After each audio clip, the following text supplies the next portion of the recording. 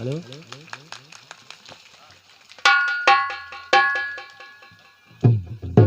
परम पूज्य गुरुदेव भगवान का आप सभी भक्तों के द्वारा स्वागत सम्मान किया गया।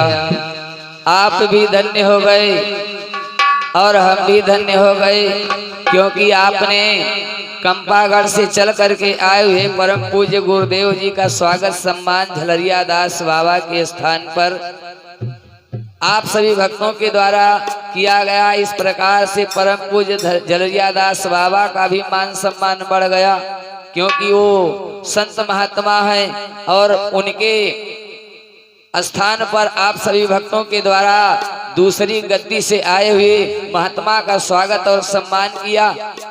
तो बाबा जी झलरिया दास बाबा जी भी प्रसन्न हो गए अपने सभी भक्तों के ऊपर कि परम पूज्य श्री बिंदे दास बाबा जी का आप सभी भक्तों के द्वारा स्वागत सम्मान किया गया। कुछ पंक्तियां कंपागढ़ धाम के विषय में, उसके बाद श्री झलरिया दास बाबा के विषय में आइए कहा गया है कि आओ भक्तों तुम्हें सुनाए महिमा का धाम की, एक झलक तुमको दिखलाए नानो दास के नाम की।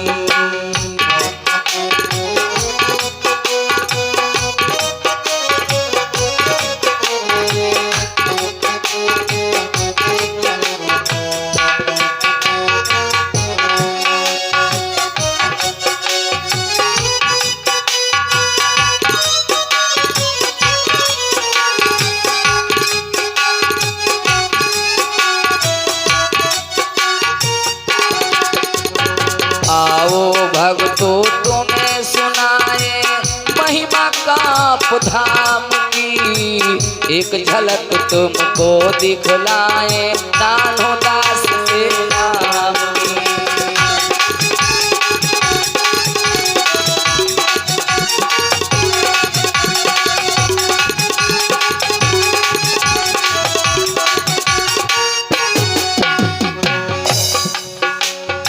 अवधपुरी के पश्चिम में एक कंपागढ़ धाम था, यदु वंश में दीप जला था जिनका रमई नाम था।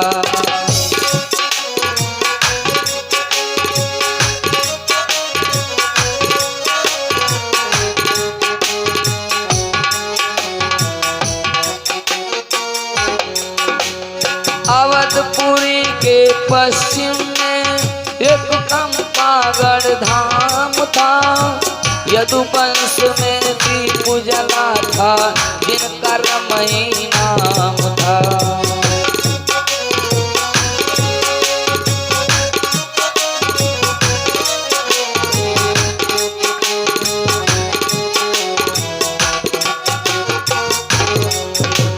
सतवंती थी रामा देवी,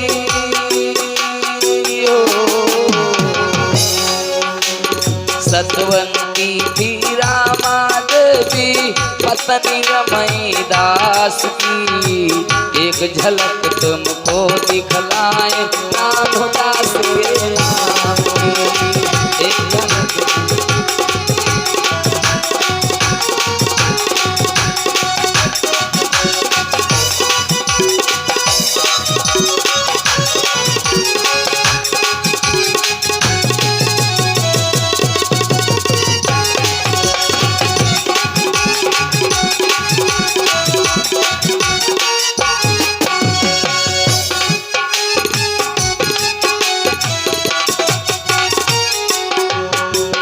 सन 1811 में बाबा का अवतार हुआ, शुक्ल पक्ष तृतीया को भैया घर घर में प्रचार हुआ।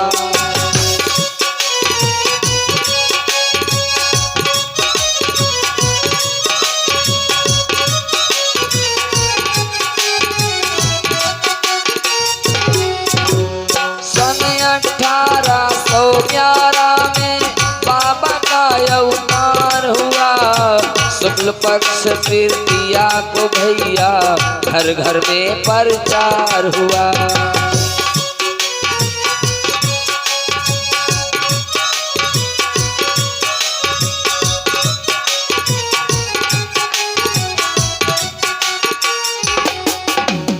धन्य हो गई पावन नगरी,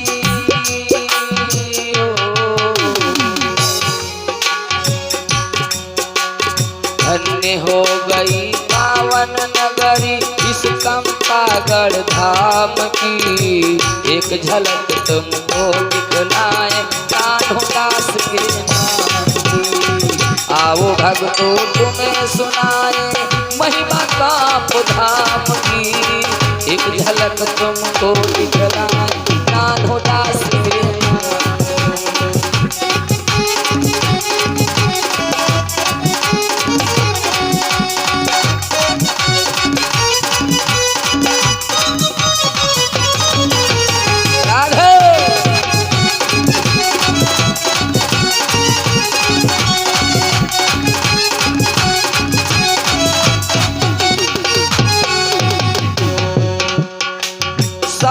बरस की आयु थी तन ध्यान समाधि लगा लिया।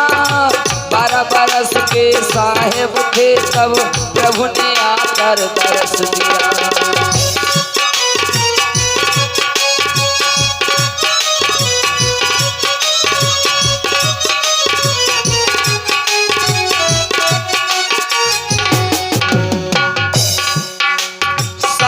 बरस की आयु थी तन ध्यान समाधि लगा लिया।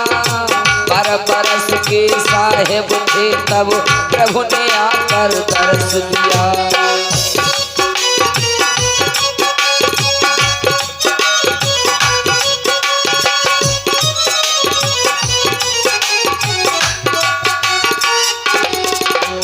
प्रभु की आज्ञा पाकर उसने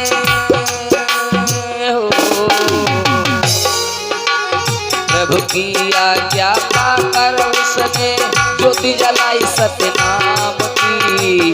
आओ भक्तों तुम्हें सुनाए महिमा काप धाम की। एक झलक तुमको दिखलाए कान्होदास के नाम की। आओ भक्तों तुम्हें सुनाए महिमा काप धाम की।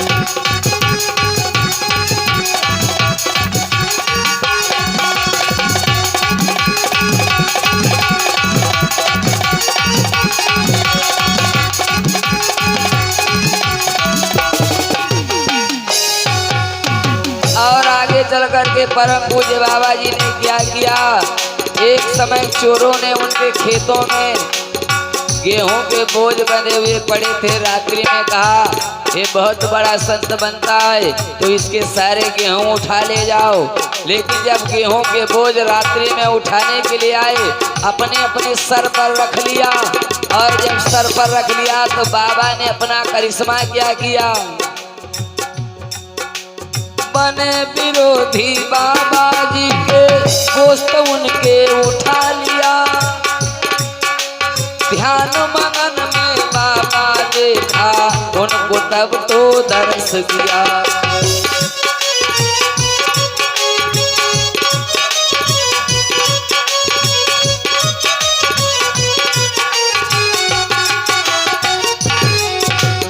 बने विरोधी बाबा जी के दोस्त उनके उठा लिया। ध्यान मगन में बाबा देखा तब तो उनको दर्श दिया।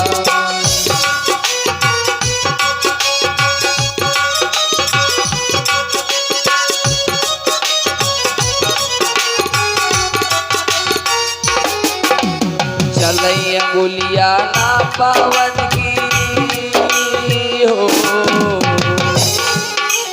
चले अंगुलिया ना पावन की न चलती है पावन। एक झलक तुमको दिखलाए कान्होदास के नाम की। आओ भक्तों तुम्हें सुनाए महिमा काप धाम की। एक झलक तुमको दिखलाए कान्होदास के नाम की।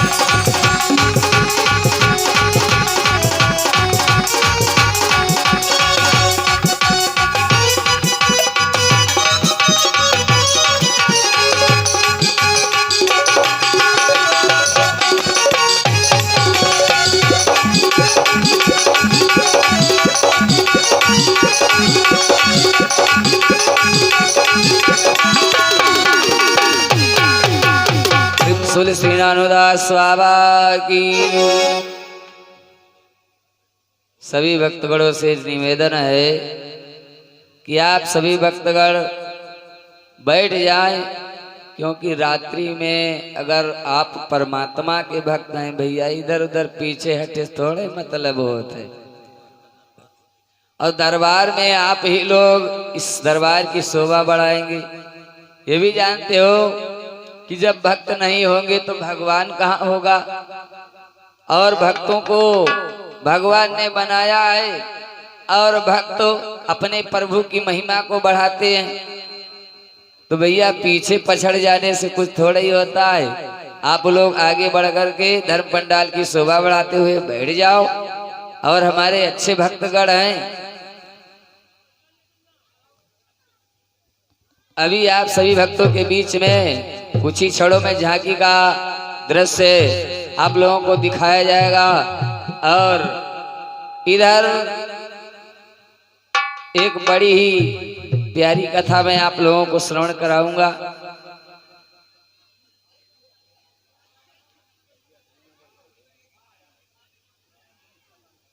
आप लोग शायद जानते होंगे कि दुर्पत के घर सुता सयानी,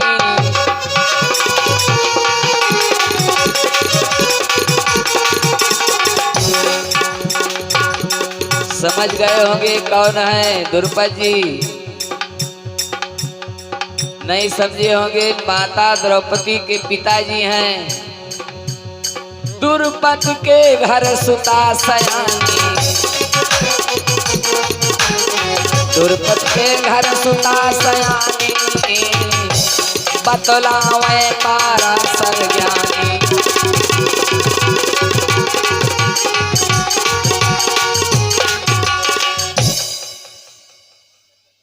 श्री द्रौपद राजा के यहाँ माता द्रौपदी का अवतार हुआ। और जो बिटिया का अवतार होता है भाई, आप लोग जानते हो, घर में उदासी आई जाती। बिटिया का जब जन्म होते तो घर में लोग उदास हो जाते हैं। सब लोग नहीं उदास होते हैं, कुछ लोग तो मान दान करते हैं, जैसे झलरिया बाबा के स्थान पावे और कहें बाबा जी दुई लड़का आप तो दिए हो, या बेटी और धर्म करके दे दियो। लेकिन सब लोग ऐसे नहीं होते हैं। जिनके यहाँ बिटिया का जन्म होता कहते हैं का बताई बिटिया आए गए, अब छठी बरहा द्वारे बधावा वधावा कुछ न बाजी। कुछ लोग ऐसे होते हैं, लेकिन ना, बिटिया भी संतान है और पुत्र भी संतान है। अगर पिताजी का निधन होता है तो अगर बिटिया ना होई तो गांव कोई न जान पाई फलाने दादा आज इस संसार में नहीं रहे। जब बिटिया के वहां संदेशा जाएगा तो बेटी रोती बिलखती आती है तो पूरा गांव जान जाता है कि आज फलाने दादा खत्म हो गए। अगर बिटिया ही होती है, लक्ष्मी है घर की, और आज द्रौपद के यहाँ बेटी सयानी है जिसका नाम द्रौपदी जी है। एक दिन की बात, राजा द्रौपद अपने महल में बैठे हुए थे और बैठे बैठे मन में विचार करने लगे कि हमारी बिटिया विवाह के योग्य हो गई है और मैं अपनी बेटी का विवाह कर दूं। कि एक दिन राजा बैठी उदास,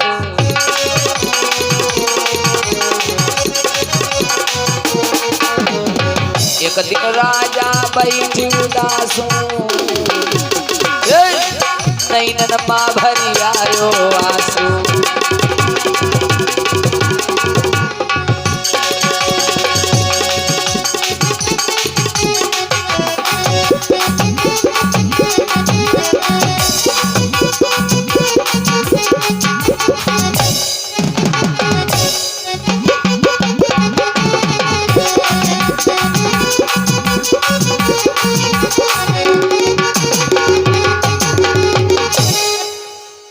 महाराज द्रौपद मन में विचार करने लगे कि मेरी बिटिया विवाह के योग्य हो गई है, तो अपनी बेटी का विवाह करने के लिए राजा द्रौपद ने क्या किया, कि दुर्पत के घर कन्या जन्मी,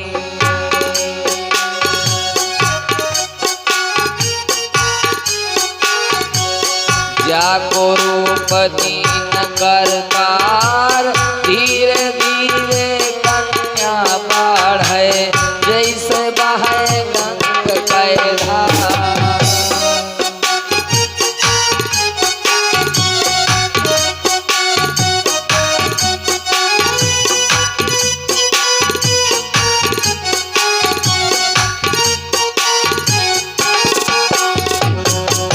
नहारवा कन्या लागई,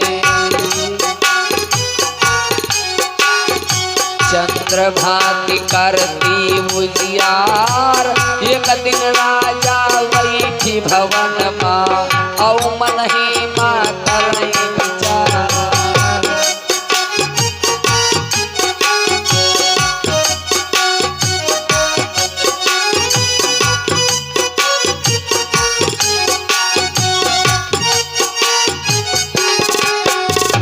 करऊं सगाई मैं बिटिया गए,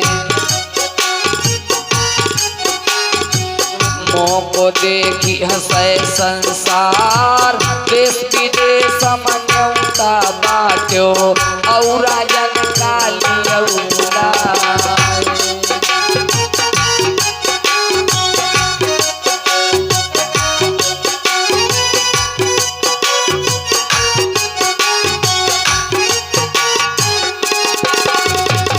भारी भीड़ भई रे महलन में, यारो हमसे कहा न जाए, तब द्रौपदी राजन से बोले, हाथ जोड़ी चरणन सिर नवाए।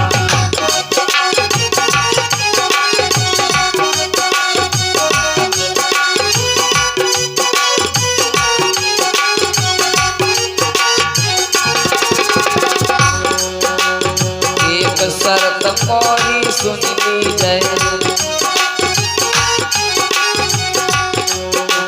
हाथ जोड़ी चरणन सिर नाय, मछली आँखी को जो व्याध है, वाही ब्याह है सुना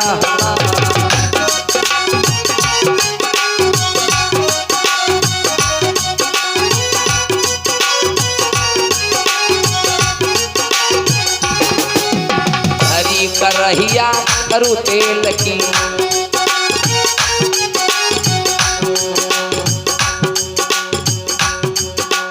हरी करहिया करू तेल की, राजा नीचे दी धरवाए, देखी मछलिया जो कोई व्याध है, वाही सुता मेरी नैया।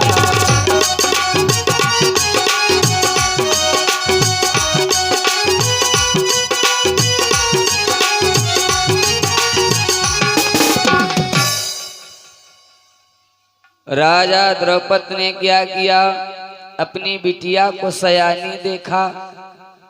जब बिटिया को सयानी देखा तो देश विदेश में पत्र भेज दिया कि मैं अपनी बेटी का स्वयंवर कर रहा हूँ, जो राजा आए और स्वयंवर की शर्त को स्वीकार करे, और स्वीकार में अगर स्वयंवर की शर्त में विजय पाता है तो मेरी बेटी के साथ में विवाह करे और अपने महल को लेकर के जाए। तो राजा ने देश विदेश में निमंत्रण बांट दिया, सब कहीं के राजा आज द्रौपद देश को राजा द्रौपद के यहाँ पधारे।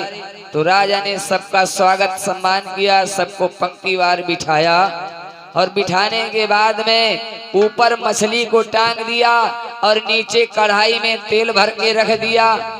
और राजा ने आदेश लगाया, सभी राजाओं में जो मछली की आंख को बेधेगा बाण से, उसी के साथ में अपनी पुत्री का विवाह करूंगा। लेकिन शर्त थी कि नीचे तेल रखा हुआ था कड़ुआ और ऊपर मछली नाच रही थी, नीचे देख करके उसकी आंख को बेधना इतना आसान नहीं था।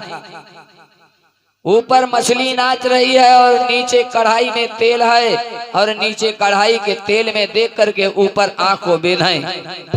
ऐसी शर्त थी। और द्रुपद राजा ने कहा जो राजा मेरी शर्त को पूर्ण करेगा उसी के साथ में मैं अपनी बिटिया का विवाह करूंगा। तो हस्तिनापुर से दुर्योधन, कर्ण, दुशासन भी गए थे। तो सभी लोग बारी बारी मछली को बेधते हैं लेकिन कोई बेध नहीं पाता है। और जब दुर्योधन गया मछली को भेदने के लिए, दुर्योधन भी नहीं भेद पाया मछली को। बलवान था लेकिन जब मछली नहीं भेद पाया तो लज्जित हो गया और उसका हंसुआ हो गया। जब उसका हंसुआ हो गया तो उसके साथ में उसका मित्र कर्ण था। उसका मित्र कर्ण था, उसने कहा हमारे मित्र का हंसुआ हो गया है, मैं मछली को भेदूंगा।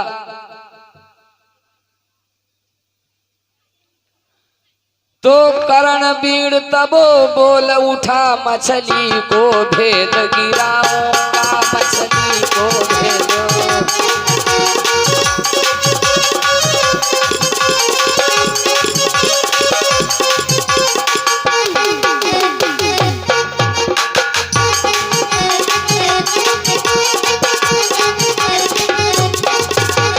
करणवीर तब बोल उठा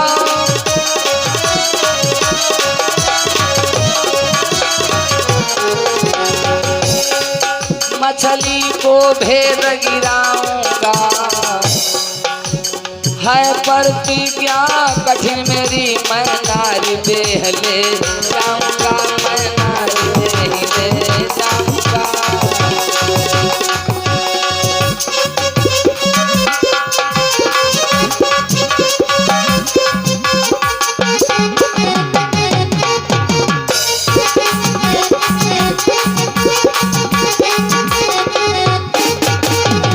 मछली ना भेद सका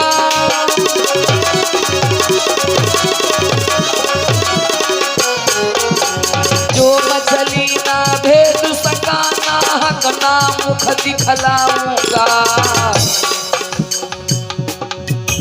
जो मछली ना भेद सका, नाहक ना मुख दिखलाऊंगा। या नदिया में डूब मरूं या कोई जहर मर जाऊंगा।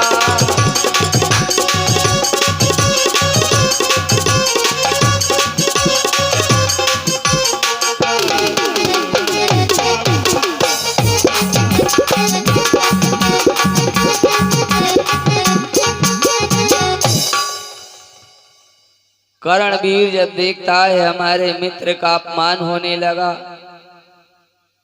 तो कुर्सी पर बैठा था उठ खड़ा हुआ और कहने लगा मैं मछली का भेदन करूंगा, मछली की आंख का। अगर मछली की आंख को मैं भेद नहीं पाया तो मैं नदी में डूब करके मर जाऊं या खा करके जहर मर जाऊं, किसी को अपना मुख नहीं दिखाऊंगा। धनुष और बाण जब कर्ण ने उठा लिया कि धनुष बाणनी ना बलधारी,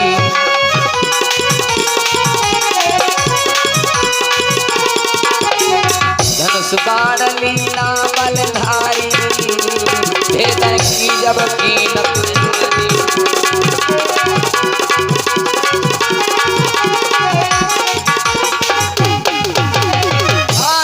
कर्ण ने धनुष बाण उठाया और तेल में देख करके मछली को भेदने का जब प्रयास किया तब क्या हुआ भक्तों, माता द्रौपदी जी बोल पड़ी अपने पिताजी से कि सूद पुत्र मैं नहीं बरूंगी।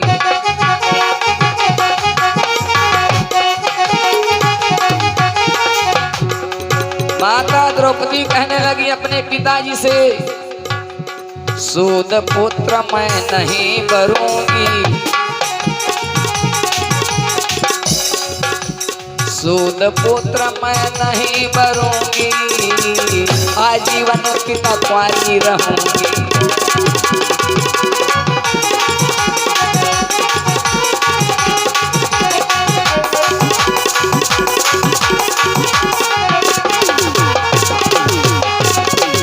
ही कर्ण ने धनुष बाण को उठाया, द्रौपदी कहने लगी ठहरो। का आप सूत पुत्र हो और मैं आपके साथ में विवाह नहीं करूंगी। पिताजी से अपने कहने लगी, पिताजी मैं इनके साथ में अपना विवाह नहीं करूंगी। द्रौपदी मैया कहने लगी अपने पिताजी से कि भंवरिया नहीं करो आज मोरे बापू, भंवरिया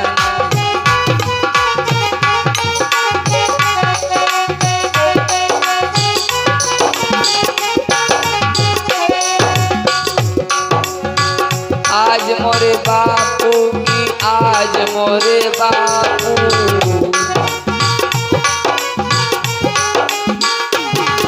अटरिया मरी जइबे आज मोरे बापू, भंवरिया नहीं करबे आज मोरे बापू।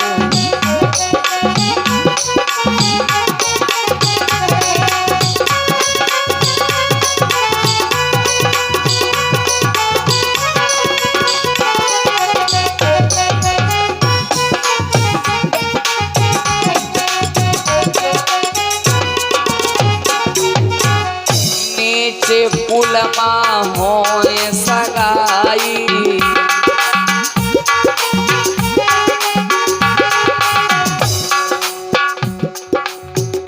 देखिए हमारे भारत देश की देवियां कितनी बुद्धिमान। कहने लगी ये सूत पुत्र है, मैं इनको नहीं बरूंगी। ये राजा के पुत्र नहीं है, वो राजकुमारी थी इसलिए कहा, और अगर इनके साथ में मैं विवाह करूंगी तो हमारे पिता की हंसाई होगी। नीचे पुलमा होए सगाई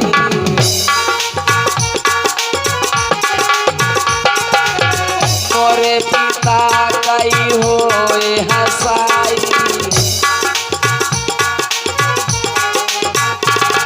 जीवन भर कुंवारी रही पे आज मोरे बापू, भंवरिया नहीं करबे आज मोरे बापू।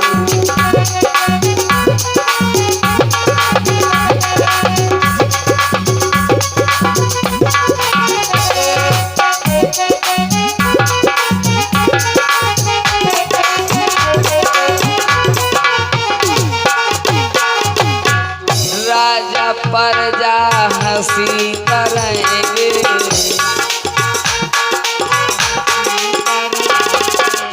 नारायण नाम आप करेंगे।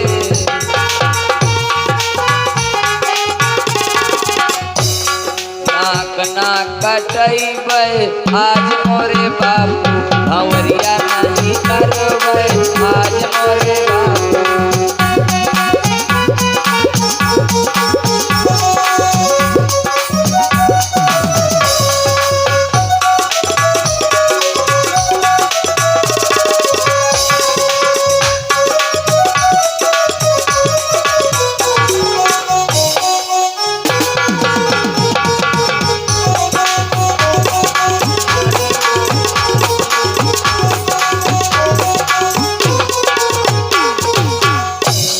पुत्र को दिया ना न्योता,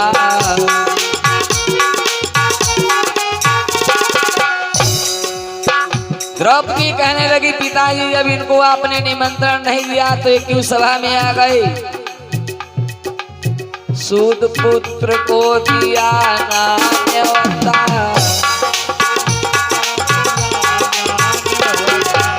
37 कोटि देव स्वर्गों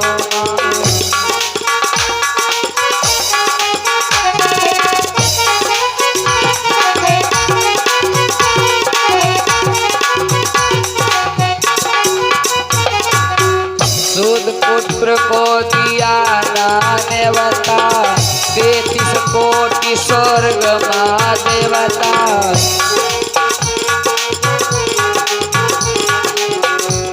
उन्हीं के संग जइबे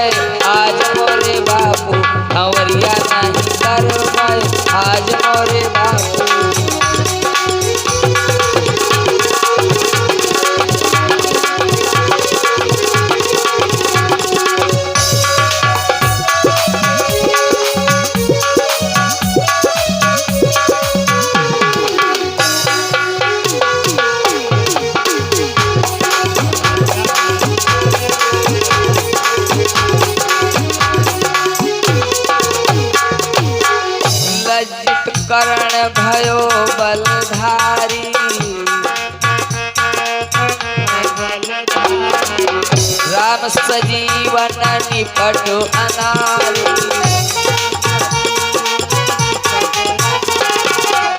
कुल कैलाज बचैबै आज मोरे बापू, संवरिया नहीं करबै आज मोरे बापू।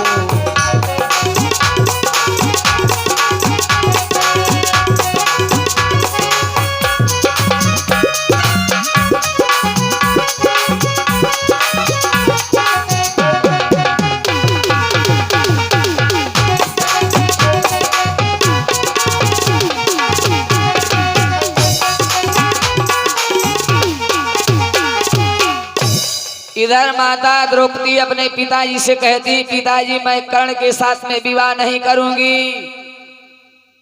तो इधर कर्ण लज्जित होकर के बैठ गया।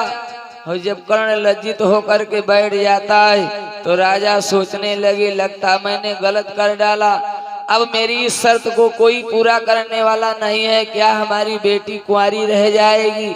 लेकिन परमात्मा की लीला, इधर कर्ण लज्जित होकर के बैठ जाता है कि वापस राजा बैठ गयो भाई, कोई भेदी ना पाया है, कहो कोई भेदी ना पाया है।